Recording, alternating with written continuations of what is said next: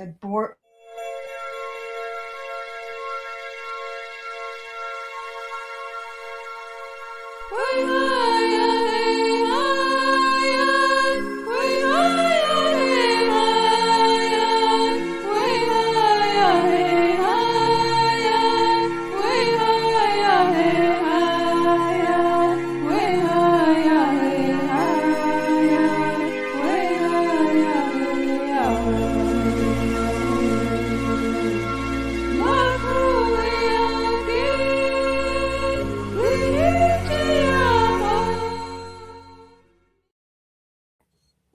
Hi there.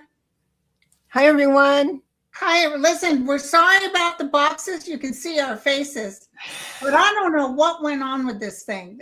I want a bigger picture, and I'll have to figure that out later because Deborah was trying to help me, and I had a vertigo box too, and I don't know what all. It's going to all work out because, everyone loves us, no matter how we show up, naked or clothed. It doesn't matter. Yeah. We got the greatest community. Oh my gosh. So how are you, Deborah? Thanks for coming. I wanted you to talk about 26 for numerology. And I want to thank you, Linda, for giving me room to do something a little different today. And it's totally on faith in me that you said yes to this, because I only suggested it a few. Oh, yay, my book. I have your number. Thank you so much. So one of the things I've noticed, and it's hard to pinpoint, like that we're moving into a universal year, because 2026, you add up the numbers, it ends up to be a 10, you drop the 0, it's a 1. So that means a new beginning for the whole world, universal. And that's good that's kind of nebulous what it means. And then I say, oh, it's all new. We get to try new things, think different ways. But what does that really mean? And then there's astrologers saying the planets are a new way. And then there's Atlas coming in, and we're thinking maybe there's going to be a new alien or a new hero. What does this really, really mean? And I would really like to share 3 very, very short stories that will illustrate. Hi, Mel's in the house. How are you feeling, Mel? You were sick. Just talking about you. Thank you. Poor guy. He was so sick. I know. Okay, so tell me. Go ahead. Sorry. Okay, so this is real different for everybody. I just hope you enjoy it. So I'm going to explain 3 short stories about what I've researched with my hero, Harriet Tubman, that I've studied a lot about. She's a remarkable woman. And it will set up, the last story is going to illustrate the nuances for a one universal year, so people can get it, because it's different. It's just different than, things will be different, brand new. Yeah. So the first story is talking about Harriet Tubman's integrity. She decided to leave to run away. And the first thing she wanted to do is go talk to her father and tell him she's running away, and to prepare him, because her master is going to send the guys over and ask him, and she wanted him to be prepared. So she went to the tree line and hid behind a tree, and she called out for her father, and he said, come out and let me see you. She goes, no, I know you can't lie, so you can't see me.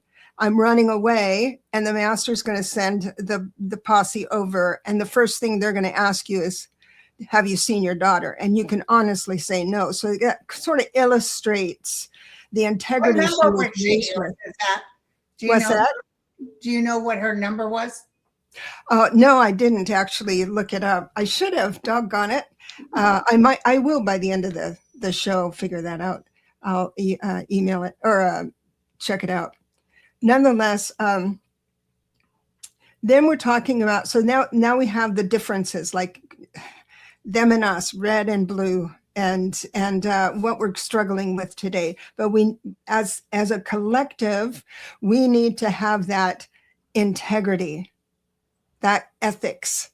and we're moving forward. It's hard to hold, but Linda, you've helped us keep the faith, to keep that in check. So that's where they told me, they said, I said, well, I don't want to get up and brush my hair. And they said, you will help calm them down. Yeah, absolutely. And you've done that. In fact, that gives me chills. That does it. There's the next story I want to illustrate is kindness, and what, or not kindness, not so much kindness. Harriet was in a free state and decided to take the train. So she boarded the train and she sat there and noticed, it was her first time, she noticed that the conductor was coming for tickets and she didn't have a ticket. She just boarded the train. So she panicked and looked around really quick and found a newspaper, and she decided if they thought she wasn't educated, because she was totally illiterate, if she was educated, maybe it would go easier on her. So she grabbed the newspaper and opened it up and kind of hid behind it. She was a small woman too, and she hid behind it. And a white woman saw her doing that. So she got up and crossed the aisle and stood right in front of her and looked down on her and took her newspaper away and turned it right side up. She would, and then said, do you have a ticket? This brings tears to my eyes. Do you have a ticket? And she went like that. She gave her a ticket because, after all, a white woman who travels by train all the time, who knows the conductor is going to, oh, my dear, I must have dropped my ticket on the way. Now, white women can lie, but because it was so treacherous for her, because she does not lie. She couldn't make up that story. Isn't that something? Now, here's where the rubber meets the road, where we come in to our one. You think that lady was an angel? I think so. But, in those days, like if it was this day, she'd be live streaming it, right? Or running on YouTube and saying, guess what I did today? And this is, we have lost our way, because there's magic. In fact, there's an intimacy of grace when you care for someone else sincerely. And that can stay with you and change your life. But the minute you say, guess what I did today? I bought a sack of fast food for somebody. That's where we've lost our way as far as being good and kind, and just giving and not thinking a different thing about it. But it does feel good, and we want to share it, but we shouldn't share it. I know they say if you give, but you talk about it, or you want acknowledgement for it, it's not truly giving. It's the ego. But we start out with the heart giving, but then if we let it go to the ego and the mind, then we're getting in trouble. So I believe there were a lot of women and some men in those days that were helping quietly, because it didn't go well for white people supporting black people then. Right. Hi, Sherry. Go ahead. I was just on her. Hi, Sherry. Good to see you. Thanks for coming in. So here's the story where it comes to where we are today. So Harriet knew, when she heard that there were states up north that were free, that slaves were free, she wanted to go. And she was in Maryland at the time. So the very first free state she came to was Pennsylvania. In fact, right at the city of Philadelphia. And so she was on the road with the sign that said, entering this new state. And with reverence, this was the moment that she walked across the state line. And imagine her surprise, her disappointment, her despair when she looked at her skin and it was still black. Her perception, her point of view was white equals free. So therefore, when I cross into a free state, I will be white. That was her perspective. So this is where we are on the other side, the slave side of our state, coming into the one universal year, because we're YouTubers is saying it's going to be new, it's going to be great, it's going to be that we're going to be free, right? And Yeah. imagine our surprise and disappointment when we get to the other side and it's like more of the same. But Right. things do change. She saw the fight as being the same, but then different, and that's how she relived her whole life, was through experience. She couldn't read anything. So I wanted to share that story because our fight, I hate to say fight, but our resistance that we need to be strong against is this moving forward. We already know that in politics, the red is eating the red. He's losing momentum and had a good run, but it's coming to an end. We know that. Yeah. So we've been fighting against that. We need a new perspective of how we're going to address what we're fighting against. And here's my prediction for a one universal way. I was thinking, change your mind about something, change your perspective. We are going to be fighting our own in government now.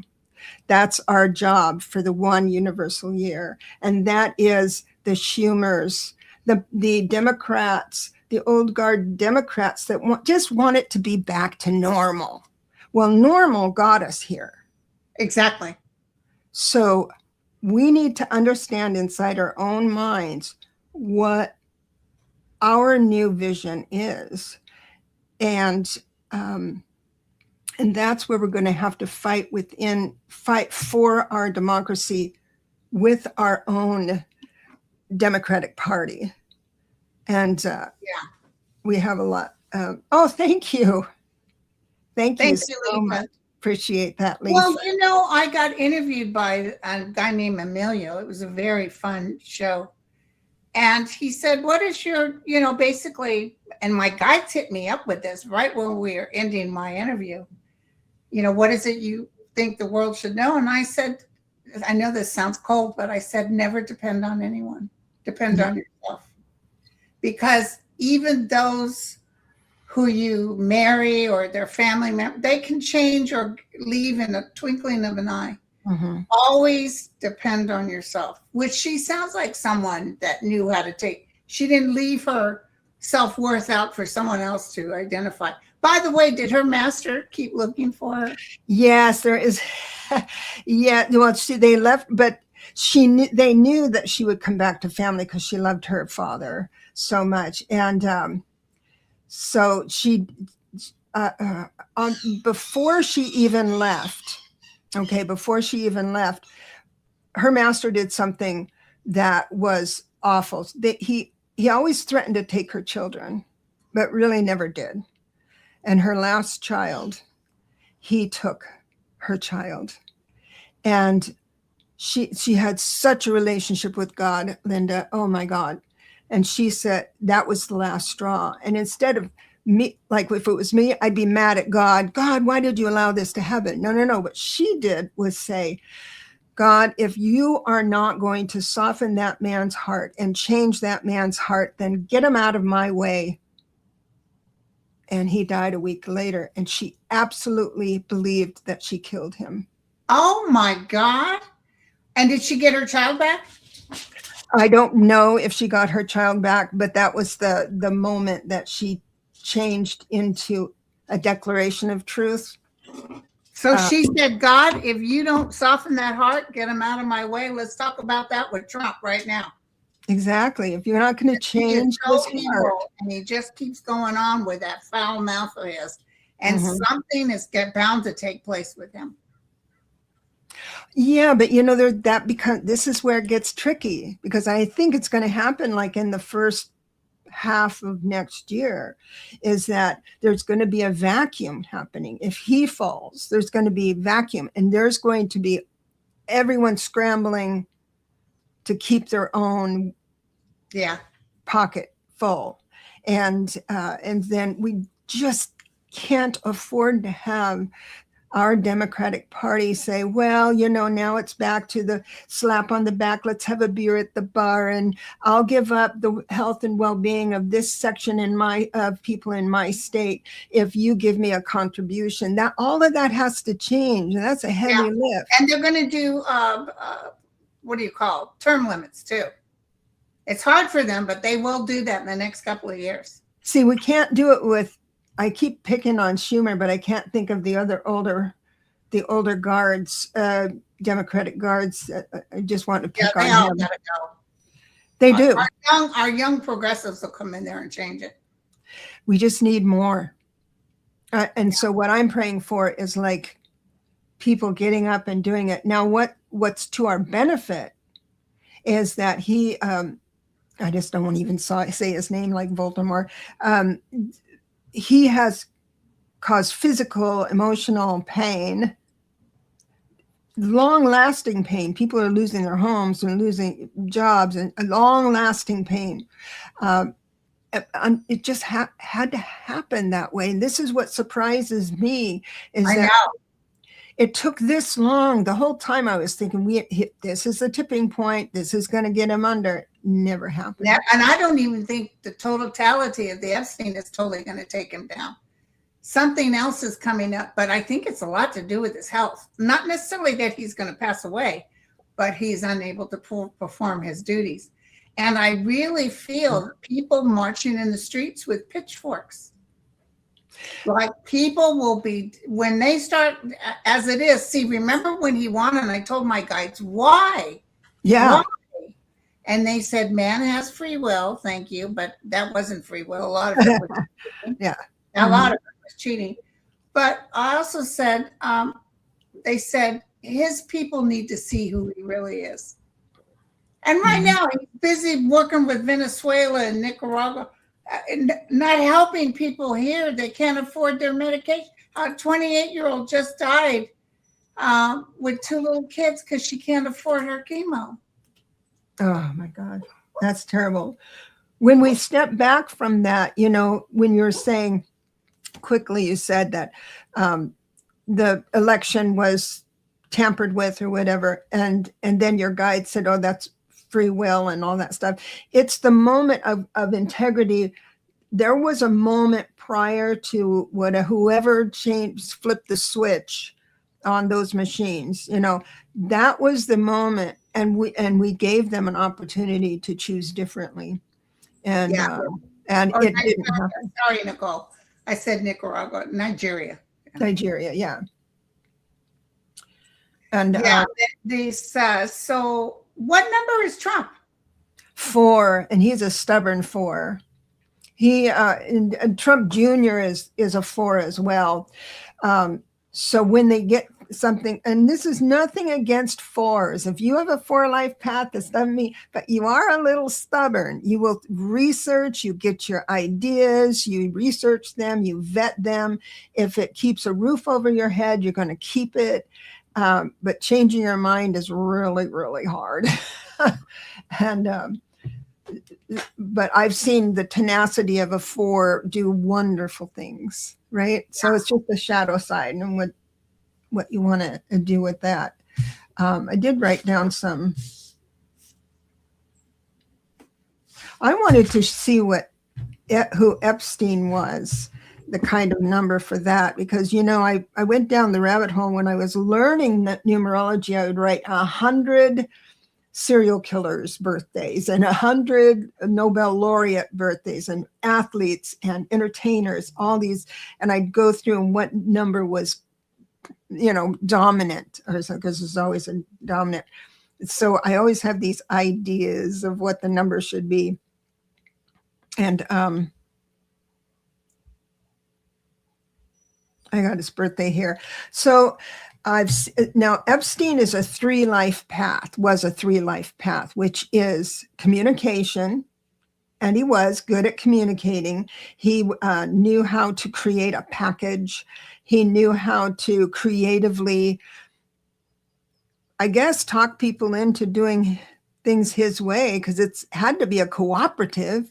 One man couldn't do all that. Maxwell really helped him along. Yeah. I have her birthday here too. So she was a Christmas baby. That didn't help her, I guess. No. Listen, I want to tell you too that last night I had a dream of Zelensky. And we were like, not in a very nice place, but it almost felt like a bomb shelter. And he looked tired, but and he was a little gruff, a little dirty. And I was like upset. And I was telling him, why didn't you just take Putin out? I know you had the opportunity. Why don't you just take him out? And he said, if we take him out, the United States will work against us while that man is still in office. They'll blame us, which if you look what he just did with, apparently Ukraine's hitting Moscow. Notice he didn't mention about Moscow hitting Kiev. So he said it has to come within the Russian.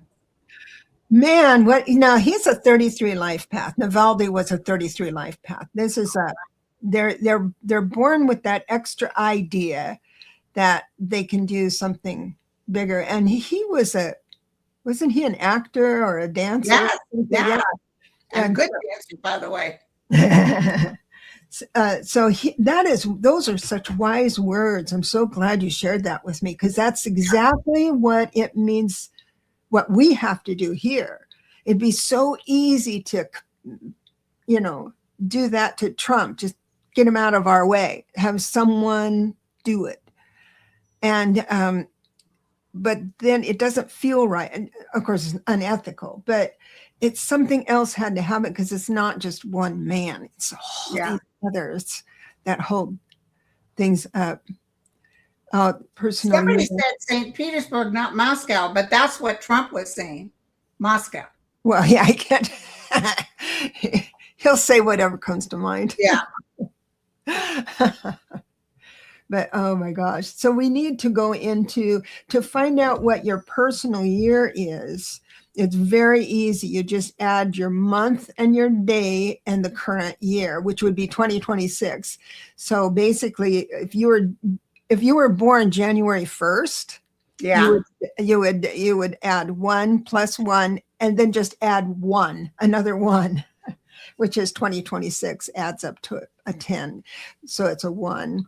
So, and no matter how you add it up, if you do get an 11 or a master number, that doesn't work for personal years. It's just a 9-year cycle. Okay. And how you manage that. Let's say you're going into a 1 personal year. That's all about personal year, not universal, but personal year.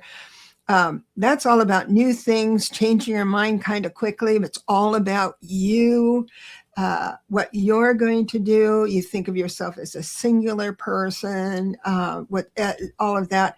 And that kind of year can be tough on a 2 life path person, because a 2 life path person is a kumbaya. Let's get together. Let's have a community. And the life path is determined by the birth date, the actual date of birth. Right. The actual date, just add 1 number after the other, including the 19 of your year.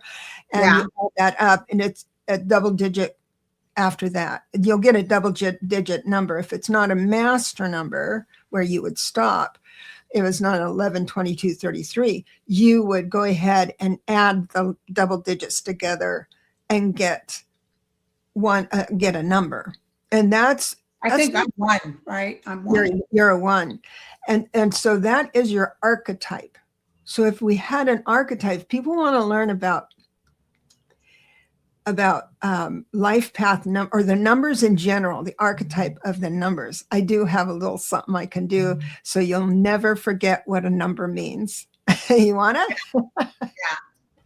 Okay. In your imagination, while you're sitting here thinking about this, and I'm telling you about it, you actually draw the number 1 in your mind. We're drawing 1. You're a single person. You are independent. You have an opinion outside of everyone else's. You're self-centered in a good way, self-centered in a bad way. But it's you first. The reason you need that space as a 1 is because your ideas, God works with with you quickly. You've got ideas, inspiration, motivation, boom, boom, boom. You'll give up what doesn't work for you quicker than anybody else. Now, let's go to a 2. In your imagination, draw a 2. This is going to be backwards because I'm mirrored. But a 2 kind of gathers others over here and then goes way over here and gathers everybody over there. It's like a nest. Let me bring in and let's master relationships. And so all that good and bad, losing boundaries, but loving purely, that's their lesson. When you're thinking about a 3, the number 3 is swirly as well, but all on one side, right? The 3 goes like this. So that means I'm different and creative. I'm going to move things in a different way. The 4 is that box. 1, 2, 3. It's a box. You can't tip a 4 over if it's a box. So that's the rigidness in a good way. They don't feel comfortable. They will stay living at home until they have enough money to own something secure. Yeah, there's a lot of people like that. Mm-hmm. Yeah. And that is, it's a high priority. Now, the 5 is fun to write in the air, and it explains it because they're the restless ones, right? And so when I draw a 5, if you draw a 5, it's like I'm going to go from east to west to Mexico to the Panhandle. Travel. You see how the 5 just does all that. Now that's the active one.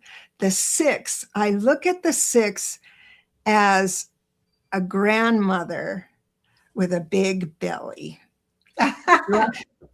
You gotta rock it back and you write the 6 and it comes around and just gathers the babies, right? And this is the home, the hearth. 6 doesn't move often. It just, now there's active 6s. These are archetypes that I'm talking about. Now the 7s are interesting because you draw a 7 and it's just here, there. It's black and kind of white, but in an intellectual, interior way, because they go up in the atmosphere and get information, and then they bring it down and see how it fits on Earth. Brilliant people. Right, Brilliant right. people. The 8, of course, is give me this, give me that, give me that, give me this. It's like a circle of motion, and people that are 8 life paths, their destiny that they can take advantage of. I hate to use destiny because it's not destiny, but their gifts, what they can have in the world. Life is going to offer you good food, good lodging, good opportunity to invest in the world. It's like the pentacles. These are tangible things. So their life can move kind of on the slow side, it seems like, but everything acquired is of value. The 9 is, when you draw a 9 in your mind, it goes from the right to the left and then down again. So it's revisiting everything from that cycle. Yeah. And bringing it down into a declaration of your own truth. So that's how I look at the personalities of the numbers. And when you adopt that, for everyone here who's such incredible psychics and seers and healers, if you get to know a number personally like that, so you learn the archetype, and then you find out what person has that life path number, mm-hmm. and then you have different aspects of that person, and then you adopt that. That's all you need. When you're doing readings, you have someone's number, you enter the room of knowing through the filter of that number, that archetype. And it's like God your guides being able to adjust you, kind of recalibrate you to a point where you are in the room of knowing, and your readings and I think your advice gets better, more concrete instead of kumbaya. It's actually, you can do this. Thank you, Jeremy. Hi, Jeremy. he asked a question. 1134, everywhere I go. Isn't that angelic numbers? What's that? Is that a numerology or is that an angel number? Oh, all of the numbers have an angel component to it. I don't work with that because, but Sacred Scribes Index has all the numbers, and her interpretation of what angel is connected to every single number. So you could go there. Just be mindful. It's sealed. There's a lot of ads on there. So just get to that point. Yeah. But nonetheless, you can. Now, how I do numbers is that I add them up. Right. And so the moment is, so what's the message of that number? You add 7, 4, 3, 1, and 2. So 7, 8, 9. This is a 9. So the energy signature of a 9 is please give up what doesn't work for you anymore. It's like an emergency. It's like it's saying whatever you're doing or thinking about doing right now is you need to change your perspective. Give up on the idea that it has to go your way on that. So wherever you see that, there's a common denominator, I believe. If you look, ask them about it in a quiet manner, you'll see a common denominator of when you see that number. And then you can say, okay, I got to give up something, whatever that is. That's how I would do any number. So the theme for 2026 is 1. And no matter what number you are, what does the 1 represent? So, again, the 1 universal year is the energy signature of groups or societies. Okay. So that makes sense. Through that lens, that's what we're going to have. So it's 2 kind of different things we'd go. So if a 1 personal year is all, if you have it personally, is all about trying new things, not being afraid to try new things, not being afraid to give up on things that aren't working out quickly, how to be brave, and in a meeting at work, just shout out what you're feeling, that you're going to have an impulse to do that. Be brave to do that, even if it costs you some stares or something like that. That's the impulse. That's when you work with the numbers. If you insist on staying the same in a 1 personal year, saying, oh, I can't speak up. Oh no, I really do need to give up my weekends for this problem someone else is having, and I can't go to the beach or I can't go have a spa day. That's when trouble begins, because your impulse is, I want this spa day, some time alone, but my obligations are. So that the challenge of a 1 personal year is having the voice, the words, and this is where I can help you. We can form the words on how to say in a very graceful way that you're not going to serve another person at this time. You really did, because this is like you're in favor. The stuff you get to learn in a 1 personal year is remarkable, but you have to be available for it. So I'm 2 then. You're a 2. 1 plus a 1 is 2. So, but you're a 1. You are a 1 life path number. That number never changes. You were born on earth to do new things, to introduce new things. You say it funny, my guides told me to get online and do this and stuff, but you did it. There are plenty that don't. And when they don't, their life just stops. It's a rut. Yeah. Oh, I had no choice. Well, the cancer is what really opened me up, but it's almost like, well, hey, look, if I have nothing to lose, this life is short, TikTok, that type of thing. And so that moved you into the full potential of a 1 life path. Now, in a 1 life path, in general, I just said you do new things, which you've done. Like the 2025, you've grown a lot. You've said yes to a lot of new things and done it well. Then we go into a 2, and that's when you start moving into relationships. What's going to happen to you on the shadow side is that people will misunderstand you. Okay. But, you have a large audience, there's going to be people kind of pushing I back. always have that. Yeah. Yeah. Yeah, you get some hate mail. I experienced some of that when I was on last, and I'm thinking, oh my gosh, she lives with this every time she goes online. Yeah, but I have my daughter who deletes them and blocks them. Right. But the thing is that the 2 is all about bringing things together, but in a new way. It's a universal year. Your topic is politics and the masses, right? That's your point. That's your favor. So it means that you are going to bring things together in a new way, communicate in a new way. Instead of this dot to this dot, you're going to find 3 or 4 different dots. You're going to have the epiphany, like, oh, I see how all that comes together. Let me tell my people. So they can shift perspectives. That's the value you bring in for a 2 personal year as a 1 life path. Okay. And you do it really well. Really, really well. She says, there's a question, is it possible to have a 22-4 life path? Yes, it can. So what does that mean? Oh, yes, I wrote that in the book. I hate to brag about the book, but I wanted to address that because when you add up your numbers, I suggest you do one number after another instead of grouping this number, add it up, and then reducing it, grouping it. That gets complicated and boring if you just add it up.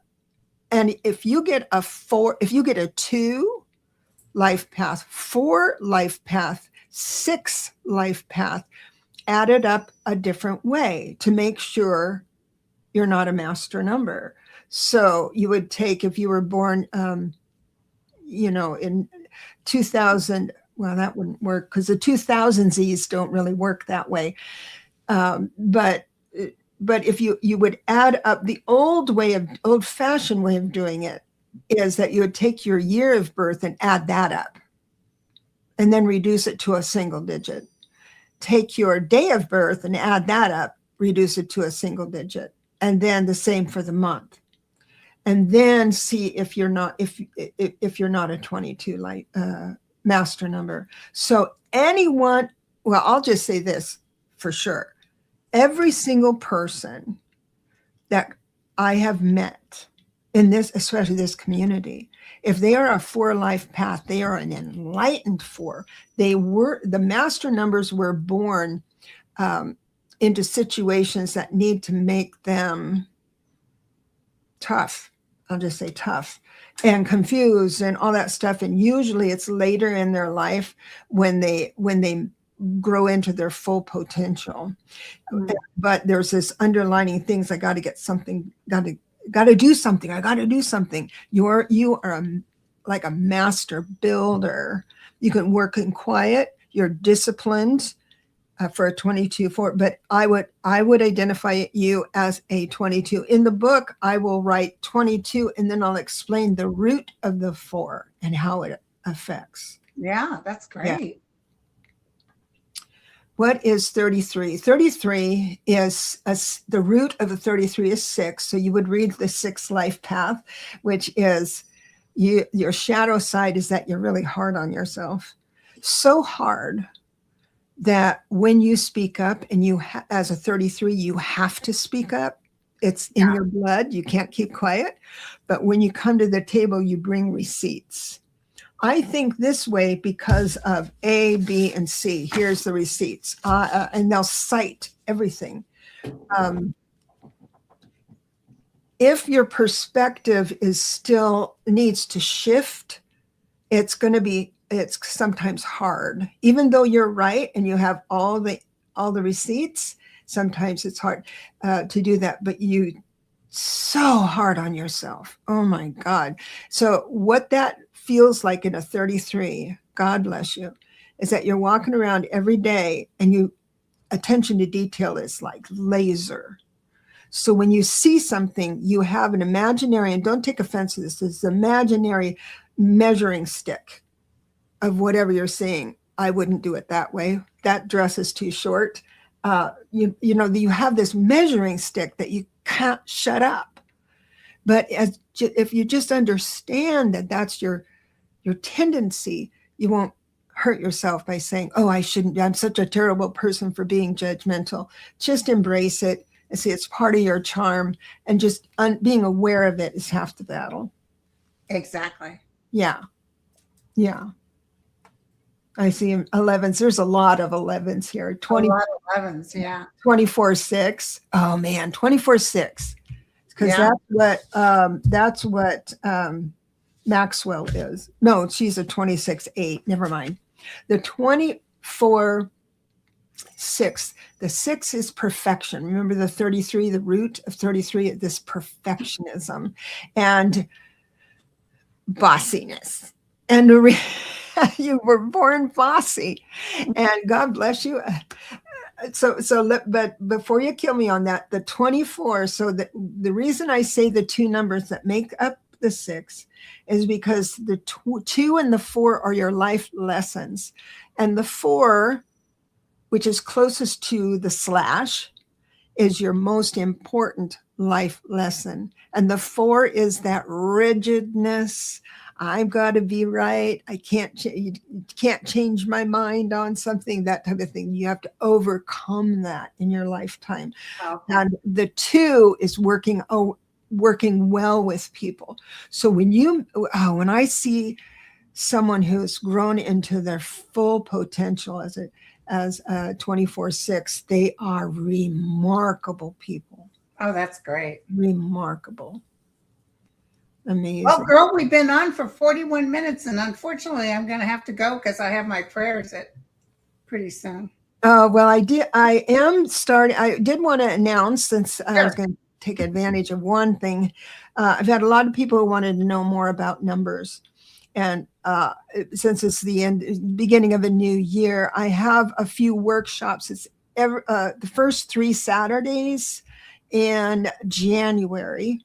And I think it's $37, but it's going to be a Zoom so we can talk to each other, and it's going to be limited so we can get down to business. That's why I put three options open. But if you wanted to just come in, it's on my website. Okay. Right on the front page. And so you just click on. And your website is? myname.com or growyourlight.com. growyourlight.com will get you there, and it'll explain everything. Thank you. What are you doing for New Year's? Are you just chillaxing? I always enter New Year's with a ritual. So I'm going to be home with my ritual. Yeah. My ritual is snoring by midnight. Yes, mine too. People are like, what are you doing? Back when I was younger, this girl never missed a party, or I threw New Year's parties. I could no longer go to a party than the Man in the Moon. I couldn't stay up that late. You know what? I got to tell you that I remember when I was young, I could not stay up past 10. And I thought to myself, when I get old, I got to remember this, that I've never been able to stay up. It's been my whole life. So I love you. I was a night nurse, so I was able to stay up late working as a nurse. And then after I came out of working as a nurse, I never looked back. Having those babies later in life really changed things. Yeah. Oh, yeah. You took sleep when you could get it. Yeah, exactly. You become very malleable. So, that dream I had with Zelensky, that was amazing. He is an amazing soul. And when I die and go to the mansion that holds the sacred texts, I'm going to go to his text. Yeah. And I'm going to study that man. Just a remarkable soul. A remarkable soul. And the Ukrainian people are remarkable people. Yeah, absolutely. Thank you guys so much. And don't forget, she's got a Saturday. I can't do it because this first weekend I'll be in Las Vegas at the Sphere seeing The Wizard of Oz. Awesome. Good for you. Good for you. Thank you guys for coming. Thank you. Thank you, Christine and Lisa and Water Lily. And I think Nicole was here too. We got a lot of people. A lot of people here. My people that make sure the cray stay out. Unconditional. Our protection. Bora. Foxy Roxy. Yeah, Foxy Roxy. Thank you guys. Thank you, Linda, so much. See you, everyone. You take care. Bye, everyone. Bye-bye.